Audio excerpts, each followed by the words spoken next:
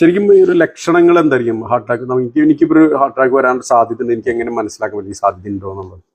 ഈ ഹൃദയാഘാതത്തിന്റെ ലക്ഷണങ്ങൾ പലതാണ്.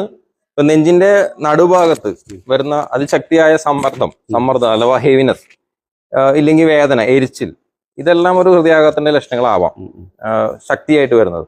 പിന്നെ നമ്മുടെ ഹാർട്ടിന്റെ ഞരമ്പുകൾ ഉള്ളത് കൈയിലേക്കും ഷോൾഡർ ഭാഗങ്ങളിലേക്കാണ്. അപ്പോൾ കൈയിലേക്കും ഷോൾഡറിലേക്കും ഒക്കെ പടരുന്ന വേദനകൾ, ചിലർക്ക് ഷോൾഡർ പെയിൻ ആവാം. ഈ വേദനകളെല്ലാം ഒരു ഹൃദയാഘാതത്തിന്റെ ലക്ഷണങ്ങളാവാം. ഇത് നടക്കുമ്പോൾ തോന്നണതായിരിക്കും, അത് നമ്മൾ ആൻജൈന എന്ന് പറയും. നടക്കുമ്പോൾ വരുന്ന പെയിനെയാണ്, ചെസ്റ്റ് പെയിനെയാണ് ആൻജൈന എന്ന് പറയുന്നത്, എഫേർട്ട് ആൻജൈന എന്ന് പറയും. അത് നിന്ന് കഴിയുമ്പോൾ കുറയും, നടക്കുമ്പോൾ വീണ്ടും വരും.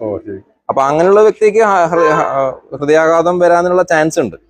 അയാൾക്ക് ബ്ലോക്കുകൾ ഉണ്ട്, അതായത് രക്തക്കുഴൽ ചുരുങ്ങി അതിലൂടെയുള്ള രക്തസഞ്ചാരം കുറഞ്ഞിരിക്കുന്നു. 50% ആ ഡയമീറ്റർ റെഡ്യൂസ് ചെയ്ത് കഴിഞ്ഞാൽ ഏതൊരു വ്യക്തിക്കും നടക്കുമ്പോൾ പെയിൻ വരാം. അപ്പൊ അങ്ങനെയുള്ള ലക്ഷണങ്ങൾ ആദ്യം ഉണ്ടാവാം. പലരും അത് ഇഗ്നോർ ചെയ്യും. സഡനായി ഒരു പെട്ടെന്നൊരു രക്തക്കുഴൽ അടഞ്ഞു പോകുമ്പോഴാണ് ഹൃദയാഘാതം ഉണ്ടാവുന്നത്. ആ 90%, 100% ഒക്കെ ആവാം. ഉള്ളിലെ കൊളസ്ട്രോൾ പ്ലാക്കുകൾ പൊട്ടി സഡനായിട്ട് രക്തക്കുഴൽ അടയും. അപ്പോ ഹൃദയാഘാതമാവും.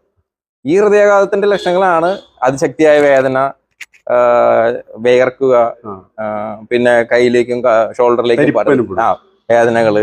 അത് അങ്ങനെയുണ്ടെങ്കിൽ ഉടനെ തന്നെ ഡോക്ടറെ ചികിത്സയ്ക്കായിട്ട് പോകണം.